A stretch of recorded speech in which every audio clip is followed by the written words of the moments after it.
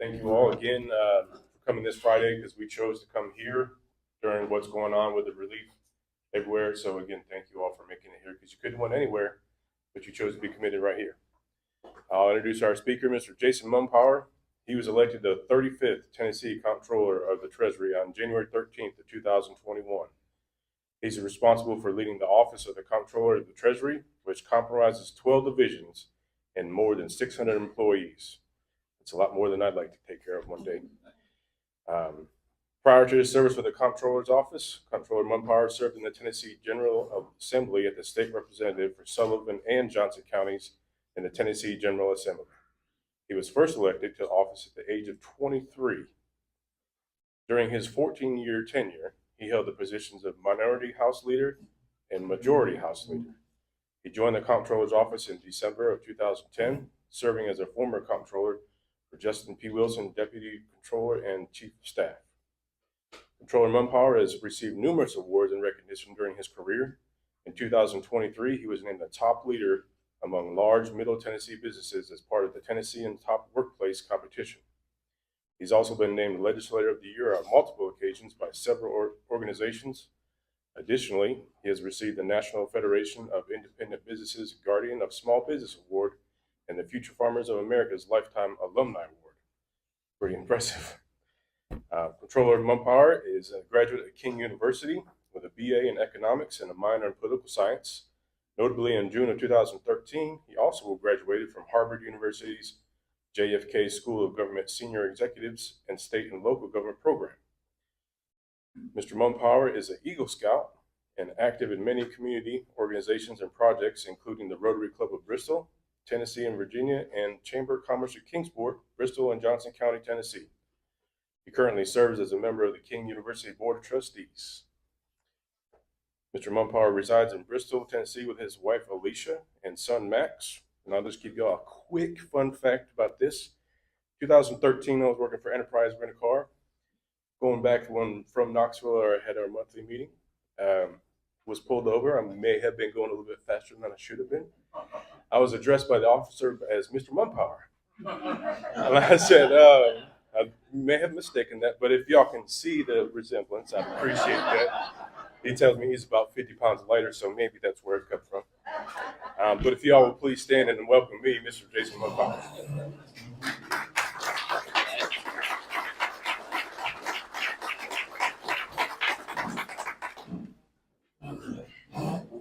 Thank you very much. That was a new story on me. That's a great story. The officers over the years have been accustomed to seeing me.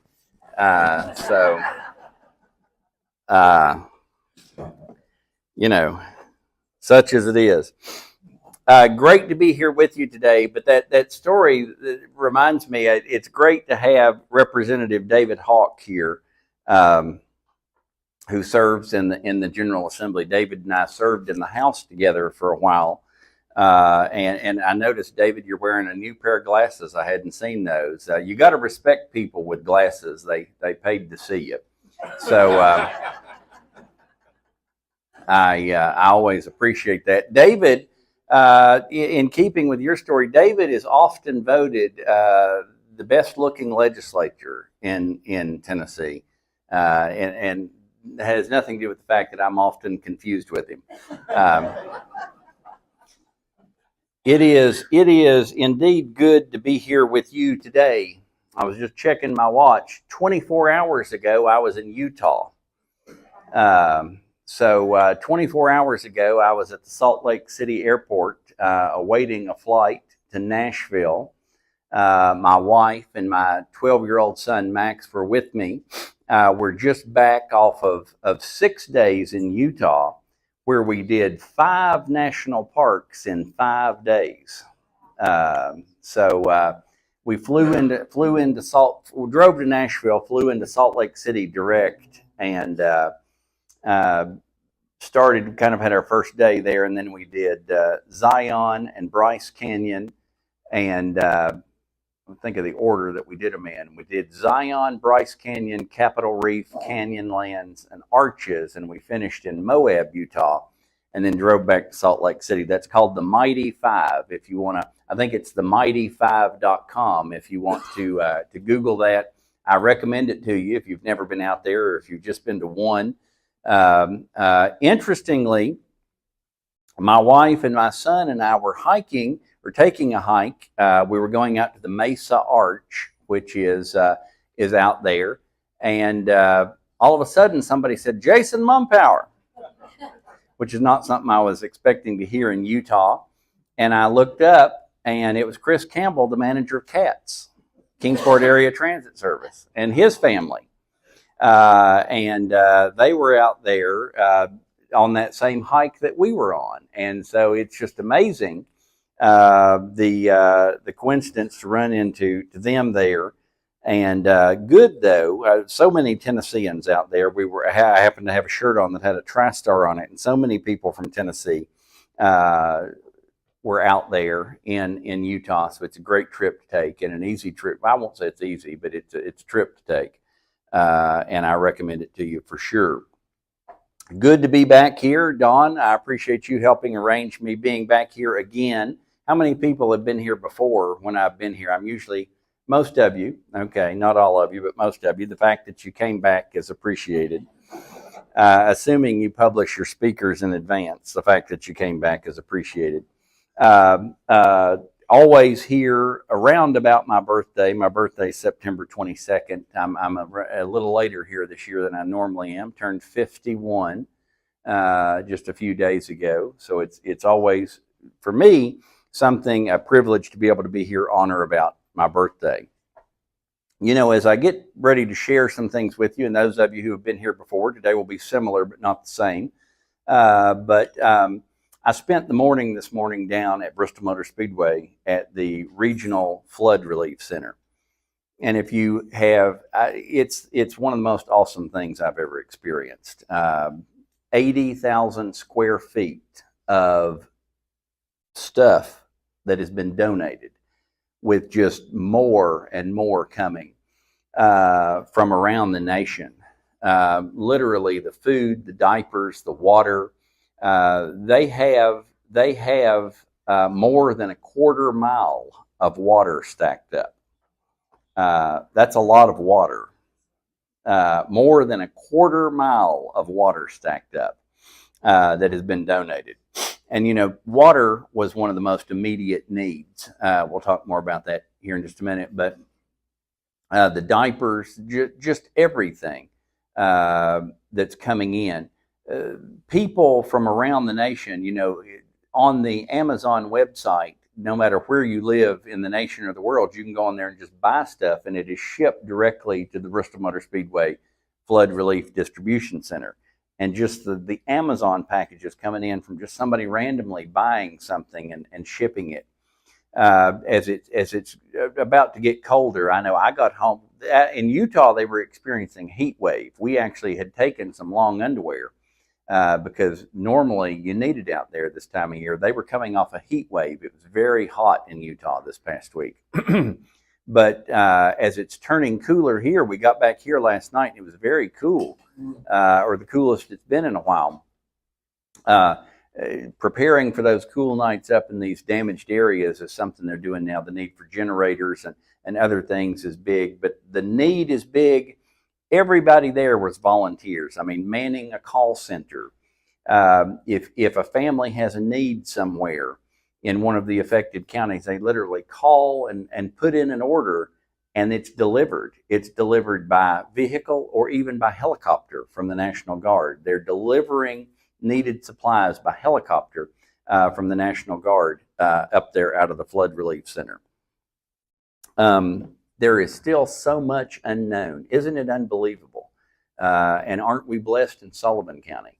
You know, there are 10 counties now that are part of the affected area. Sullivan is not one of them because we had little to no damage in Sullivan County. And that's hard to believe. I mean, that's hard to believe. But puts a burden of responsibility on us as having been spared to reach out and help all we can. One thing that I saw on display today is certainly the volunteer spirit that Tennessee is known for. Just dozens and dozens and dozens of people, none who are paid, up there just working in whatever capacity. And if you want to do that, all you have to do is walk up there and say, "What can I do?"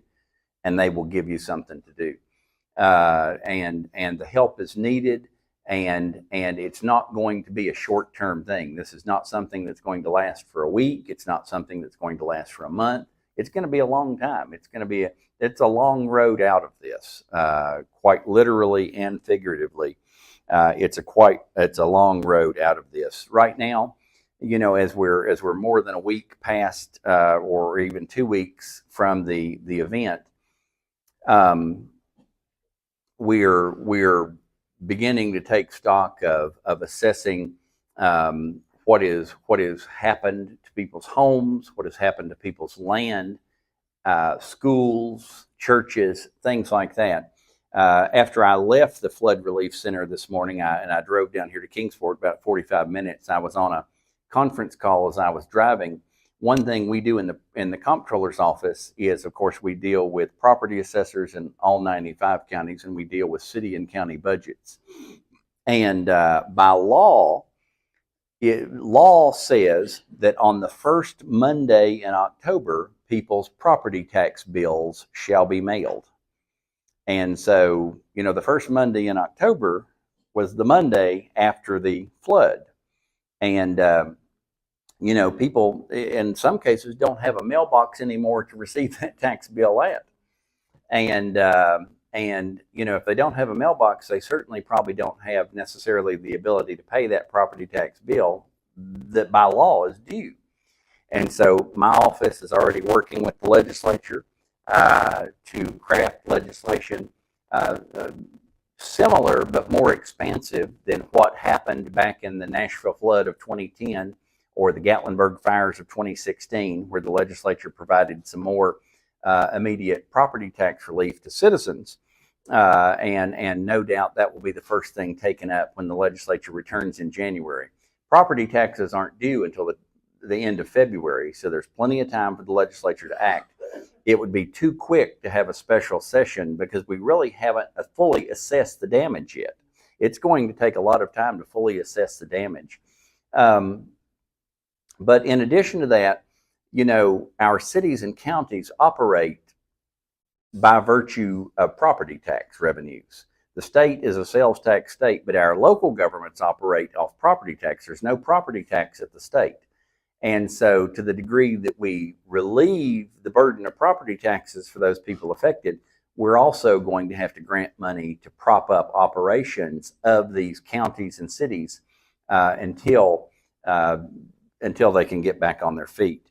You may have seen yesterday, Governor Lee announced the immediate issuance of $100 million to support the reestablishment of water and wastewater systems at the local government level. $35 million of the $100 million is dedicated to water and wastewater. $65 million of that $100 million is dedicated to assisting local governments in cleaning up debris. Because the debris that is out there, as you've seen in pictures, or maybe some of you have seen in person, is immense. And particularly the debris that is in the water is continuing to cause damage to bridges and infrastructure, even though the actual flood event has passed. And so one of the immediate needs is to clean up that debris.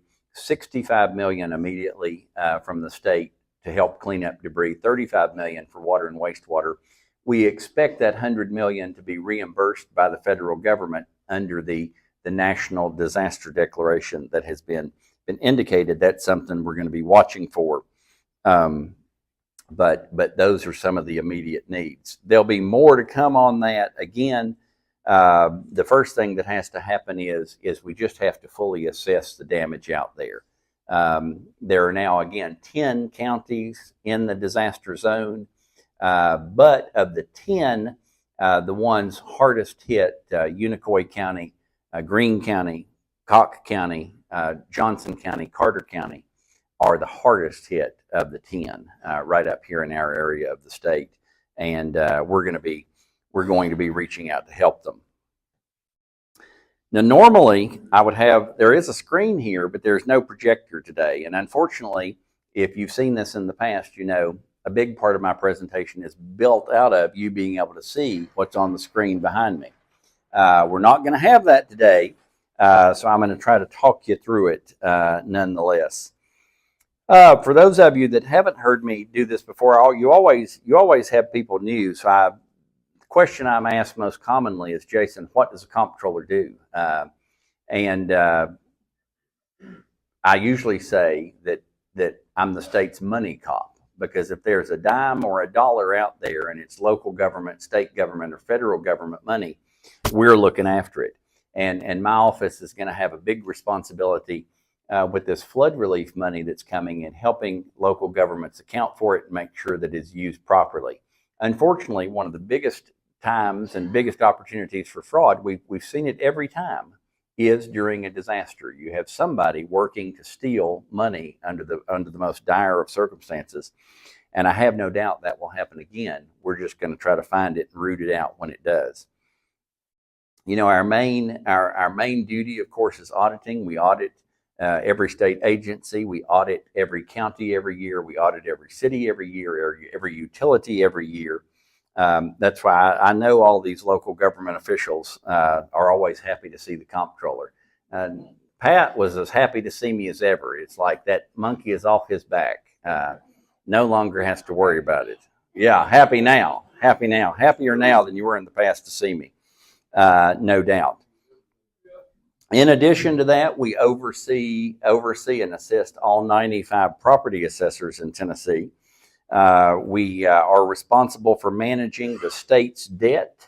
And I'm glad to tell you, as a matter of fact, I went to Utah on October 5th, but on October 1st and 2nd, I was actually in New York City on behalf of the state, presenting our state's financial picture to the three major bond rating agencies in the United States, Fitch and Moody's and Standard & Poor's.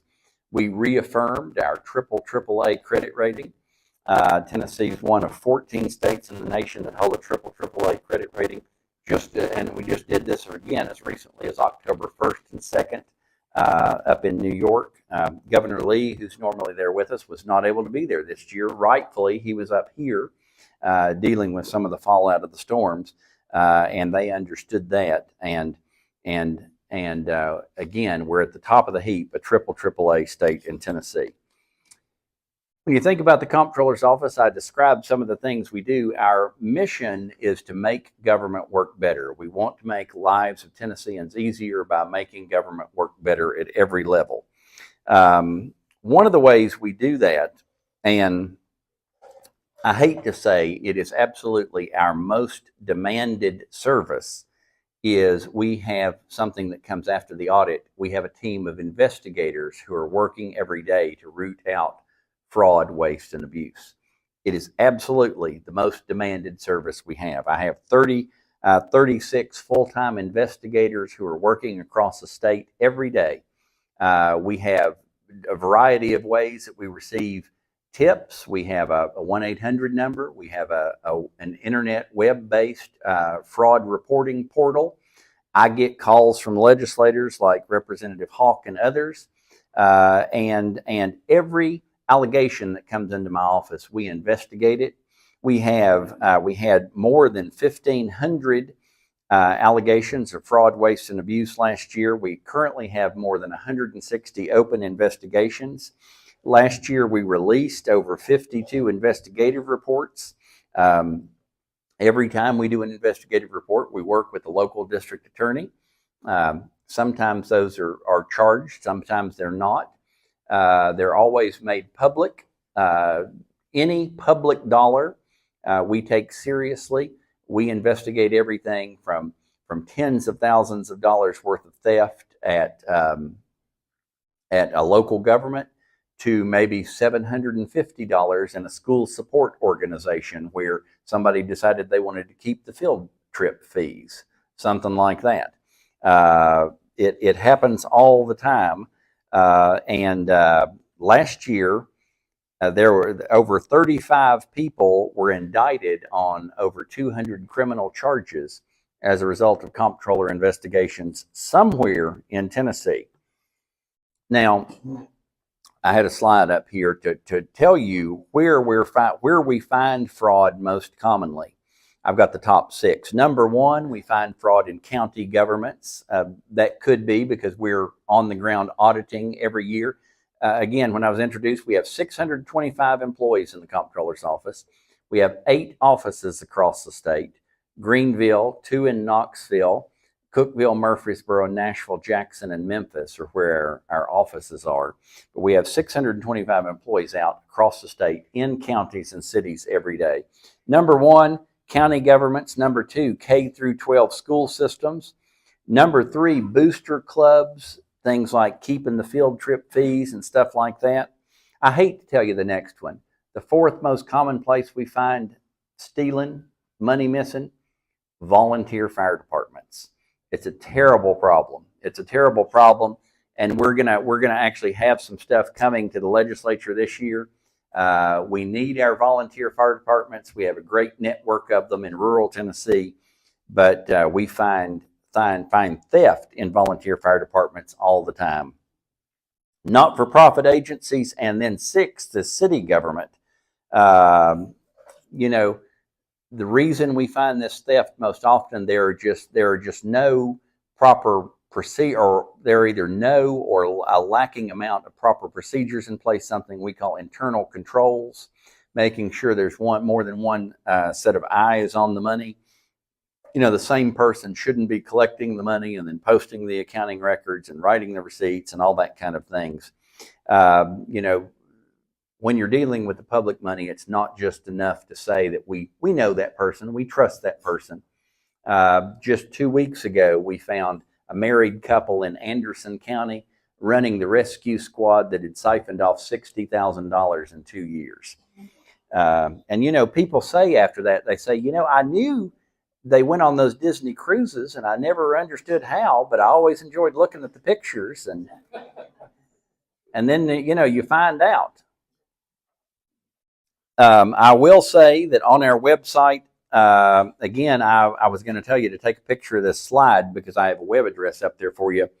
tncot.cc/mapping investigations. We have a great dashboard on our website up there that gives you hotspots of where you can look. You can find out about every investigation we've ever released right up there on the Comptroller's website. You can Google that in addition to that web address, or just go to the Comptroller's website and you can find it. But that is definitely our most demanded service. So now that I've talked about what the Comptroller's office does, let me give you the usual picture that I give you. I was going to have a slide up here on the screen to tell you about the state's budget this year.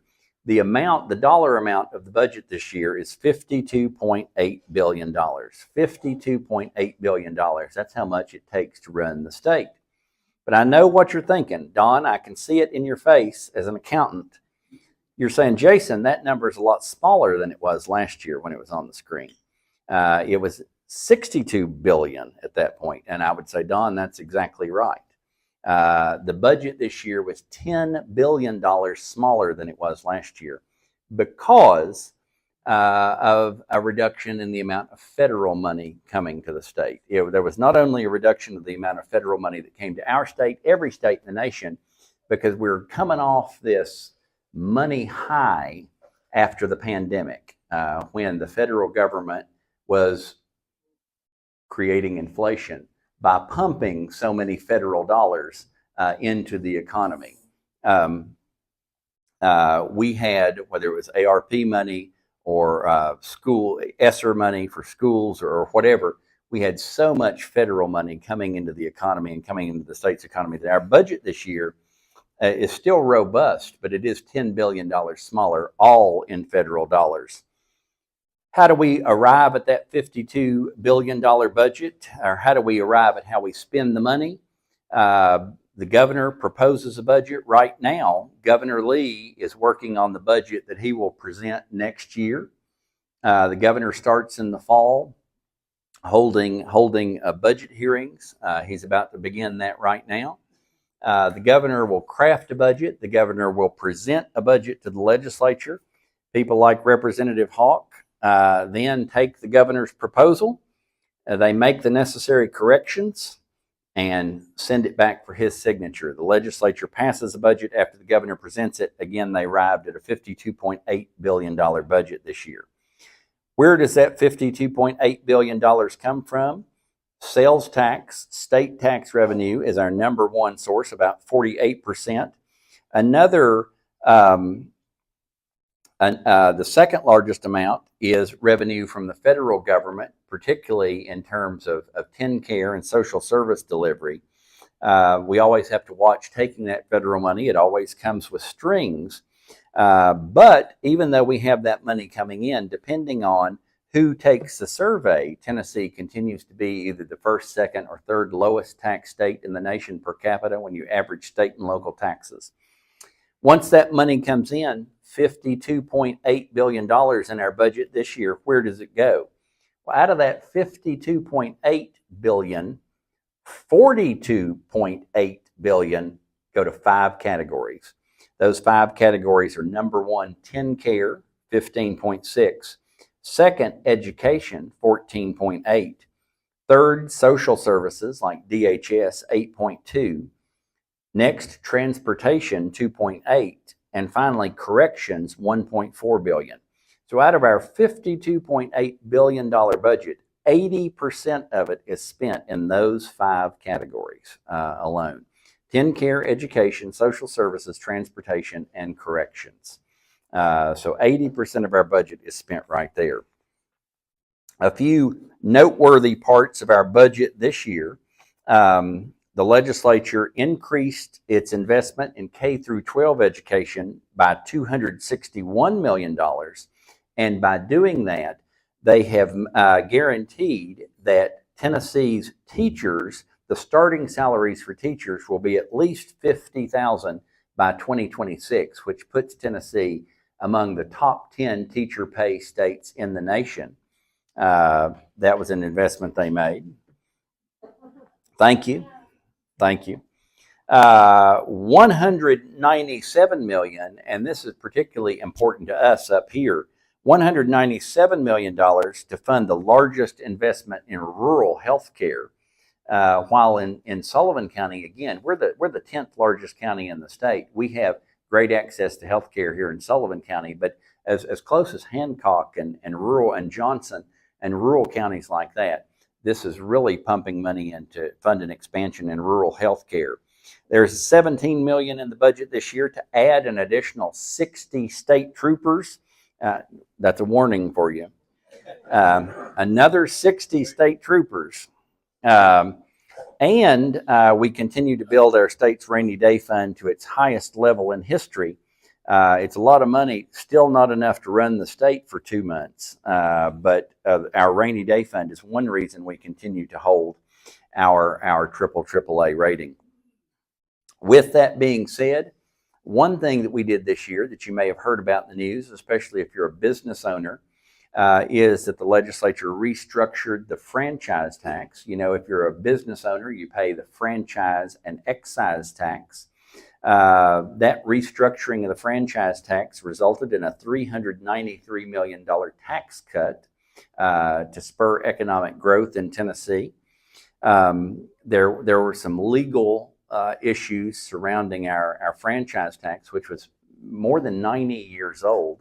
But some legal issues popped up. The legislature proactively addressed that issue head on. Proactively, I think, overcame a legal challenge to our franchise tax, and at the same point in time saved Tennessee business owners $393 million. Other good news out there on the front is that in May, June, and July of 2024, the year we're in, May, June, and July, the state of Tennessee recorded its lowest unemployment rate in history when we recorded a 3% unemployment rate for 3 months in a row. Now that is good, that also comes with some challenges. Number one, 3%, if you've ever heard the terminology, 3% is what you call full employment. Brent, I know you remember that. Brent and I went to college together and had the same economics professor. We talk about full employment. Unemployment, the unemployment rate measures people who are working or actively seeking work. And when you're at 3%, that means that's full employment. That means pretty much, everybody is working. We all look at each other and say, well, what about these other jobs we need filled? We do need to improve our labor force participation rate. We do need some people who have left the workforce to come back into the workforce. In August of this year, which is the latest number I have, our unemployment rate was up ever so slightly to about 3.1%, but that is still 1.1% lower than the national average, which is 4.2%. So Tennessee is running a very strong job market. As a matter of fact, our unemployment rate was below 5% in 92 out of our 95 counties in Tennessee. So 92 out of 95, the three that weren't were Houston, McNairy, and Bledsoe, and so very rural counties.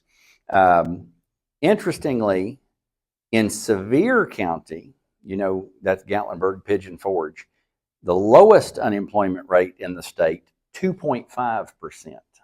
2.5%. If you want to know locally, in August, the unemployment rate in Sullivan County was 3.7%. Hawkins 3.9%, and Washington 3.5%. So very low unemployment rates at or near full employment right here where we live. One reason that is because, and I had a great slide for you, a lot of color in that one, talking about all the business that's coming to Tennessee. In 2023, which is the most recent year ended, in 2023, more than 13,000 jobs created in the state, more than $4 billion of capital investment in 2023. That is 104 successful economic development projects all across the state. We've seen them all across the state. Again, on my slide, I have a great big In-N-Out burger logo because In-N-Out is establishing its eastern headquarters in Tennessee. They're getting ready to open the first In-N-Out burger in Middle Tennessee. It's actually part of the headquarters building. It's not an independent. We have, PVS Plastics in Johnson City, Duracell in Cleveland. We have jobs all over the state. You know about the Ford plant, which came to rural West Tennessee a couple years ago. Because of the less than robust market acceptance of electric vehicles, that plant is going to be delayed opening for 2 years while they retool, probably going to make hybrid vehicles. The dream of no gas-powered vehicles is that. It is a dream, at least for the near future in the United States. So the Ford plant is still on track. It's still going to be opening. It's still going to be employing thousands of people, but they're retooling a little bit in order to meet the actual market demand for the product. One thing that's interesting to me, if you're familiar with Oak Ridge, home of the Manhattan Project back many years ago, we have just experienced the largest capital investment in the history of Tennessee, eclipsing the $5 billion Ford plant, when we had a company named Orono, which is a French-owned company, decide that they were going to establish a uranium enrichment plant in Oak Ridge, which is in excess of $5.3 billion capital investment, making Tennessee one of the world leaders in nuclear energy.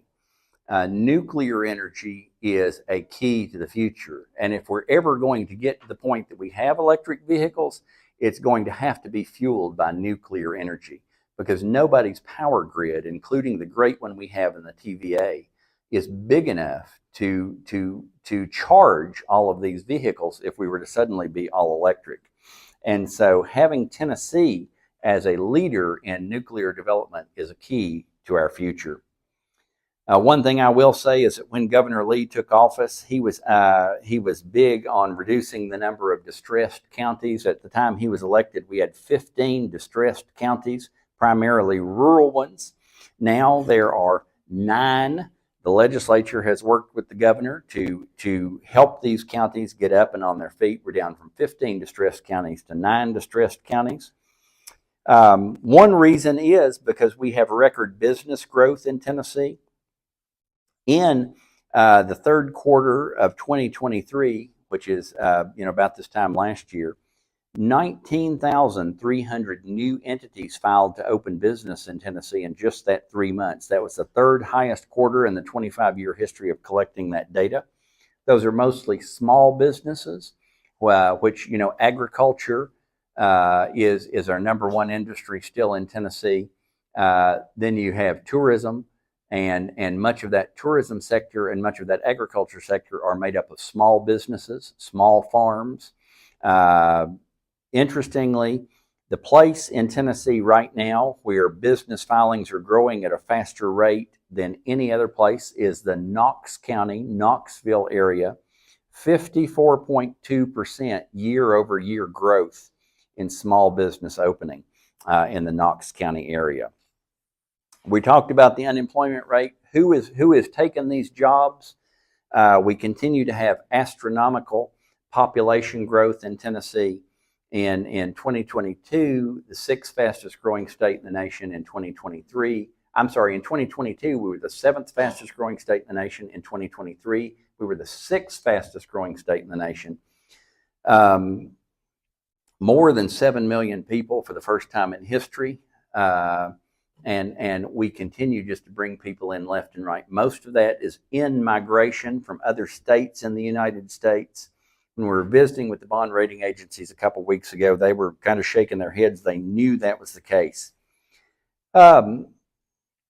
We have not only people moving to our state, we have people visiting our state at a record pace. In 2023, we had more than 144 million people documented visiting the state of Tennessee for tourism.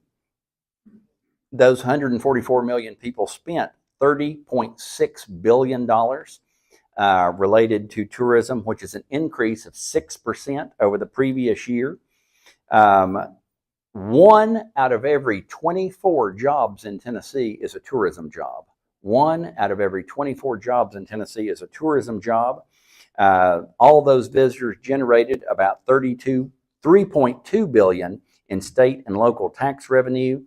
And Tennessee was ranked 11th in the nation for tourism. We're the 11th most visited state in the nation out there.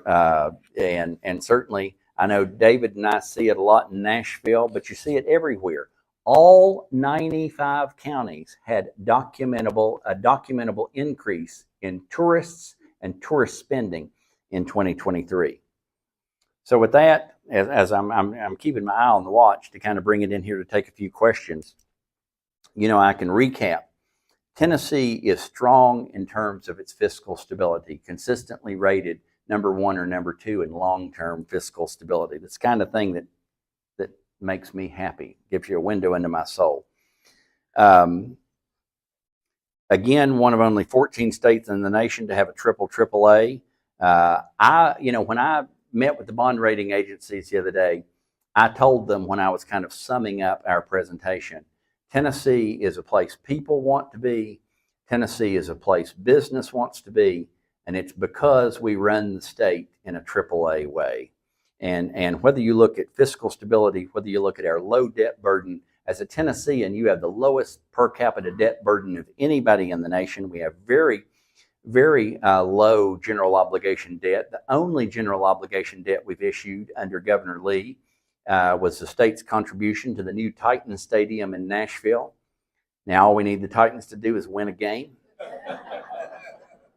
But actually, I'm more interested in the concerts and the associated events that are going to come. I mean, when Taylor Swift can bring in 70,000 people 3 nights in a row, and Kenny Chesney can bring in 70,000 people 3 nights in a row, and George Strait and others down there, and now what will be a domed stadium, I took my son to see Taylor Swift on night 3 of that 3-night run, and it was raining like pouring water out of a bucket. I can show you some videos on my phone, and that concert didn't stop. It kept going, and 70,000 people sat there the entirety of the time.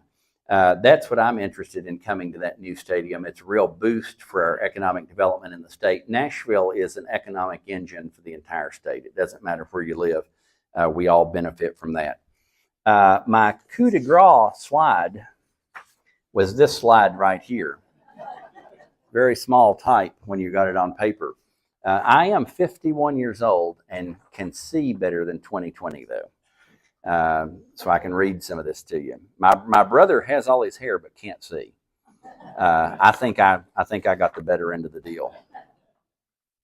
Tennessee's #1 in income per capita for business owners. #3, strongest state economy in the United States. #2 or 3, depending on who is taking the survey, state for business. #3, overall cost of doing business. #4, best regulatory environment in the state of Tennessee. #1, most visited national park in the United States in the Great Smoky Mountains. #3, best metropolitan meeting and event destination, which was Nashville. #2, lowest pension fund liability. And #5, budget surplus per taxpayer. All things good for you as Tennesseans. With that, let me just say again, I appreciate being able to be here and share some of the good things with you happening in Tennessee. I appreciate being here with Representative Hawk. I'm the Comptroller is part of the legislative branch. It's very interesting for me because in about 2 weeks, I'm going to tip over, which is maybe just interesting to me. What I'm going to tip over is I spent 14 years in the legislature as one of your state representatives here in Sullivan County. I've now spent 14 years in the Comptroller's office, and in November, I'm going to tip over and begin to have spent more time in the Comptroller's office than I did in the legislature. My life is a real dichotomy because, when I'm in Nashville, there are very few people that remember me as a member of the legislature. David, you're one of the few. But, I come home on the weekend, and I'm shocked at how many people still think I'm their state representative. I'll run into them at the post office or something like that, and as my comptroller staff knows, we still run a full constituent service operation the same way as I'm sure David's office does. So that's something they're not used to, but we still help people when they call. And if I can help you, I'm the only statewide official from Upper East Tennessee. The only statewide official in a long time from Upper East Tennessee. I still live right here. My wife and I own a small business in Bristol. My son is in 6th grade in Bristol. And I still travel back and forth between Nashville almost every week because this is where I want to live. And this is where I want to serve. So as I always say, I hope, I wouldn't be able to be comptroller without some of you in this room putting your faith in a 145-pound, 23-year-old. That was 28 years ago. And I appreciate that from the bottom of my heart.